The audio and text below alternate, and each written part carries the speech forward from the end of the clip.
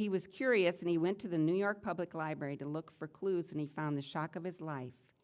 His first and only view of his mother was in a clipping, newspaper clipping, a library worker found for him a 1985 story, newspaper story on Dorothea Ballas. She was a 21-year-old student at Fairleigh Dickinson University in Teaneck, New Jersey. She gave birth in her dorm room, put the newborn in a trash bag, knotted the top, and dropped it in a dumpster behind a gas station. And it was 20-degree temperature at the time. And Wallace, who is now 31, he says, I broke down. I got on the subway and I cried all the way from 42nd Street to Flatbush Avenue. I had a lot of whys. What was wrong with me? Why me? So the discovery spurred years of roller coaster emotions. He had 2 debilitating strokes. He's only 31 now. And he struggled to regain his health and his self-esteem.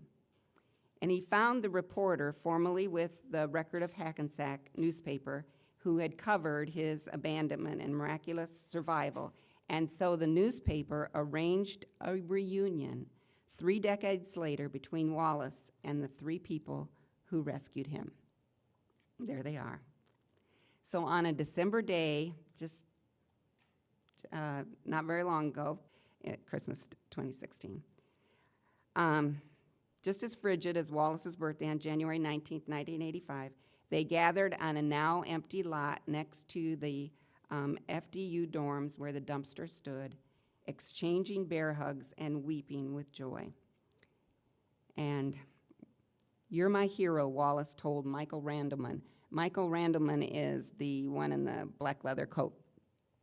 He's a musician and a painting contractor who came from Florida for the occasion. On that morning in 1985, Randleman, then 25, was driving home about 3 a.m., and he stopped at a gas station to use the restroom, and this dumpster was nearby. And he said, I heard a crying noise, and I kept hearing it. I lifted the lid, but all I saw was garbage. So he called over the station attendant. They agreed that a baby was inside, but they couldn't see it. So Randleman used a payphone to call the Teaneck police. And then officers Philip Lavinia, I think he's in the brown coat, and then Sheriff Sheridan Ogden, who's in that kind of the olive green, pulled up a minute later, and they figured it was a cat. So Lavinia climbed in. He was careful not to step on a black bag that differed from the other trash. He ripped it open, and he found the naked newborn. And he said, I was in a state of disbelief. And his wife at the time was pregnant with their first child. So he held the baby close to his chest. Ogden raced at 80 miles per hour with lights and sirens toward the Holy Name Hospital. He said, I think we had wings on that car. There's a picture of Ogden and Marcus. Doctors whisked the infant inside. You got here just in time, one told the cops. The baby would have died of exposure had he not been found quickly, they said. For Lavinia, knowing he made a difference, it's the best Christmas gift you can ever give a cop, he sobbed. And there he is with his main rescuer, the one that hurt him. Randleman, he has no kids, but he is thrilled that he helped to give Wallace life. He said, I love you. You are special, and you were meant to be here. As the reporter kept digging and the 2 ex-cops searched their memories, Wallace learned more of his origins. Investigators had quickly identified his mother as Ballas because her name was on papers and other debris in the trash bag. The bag also had a handwritten note with words to the effect, I love you. I don't want to do this. The mom was sentenced to probation but did no jail time. His father fought to keep him. Finally, the child was placed in his custody and sent to live with his family in Trinidad, where he finished his studies. But his father kept Marcus's abandonment a secret. So he grew up in Trinidad with his father's sister and a grandma, and his dad visited several times a year.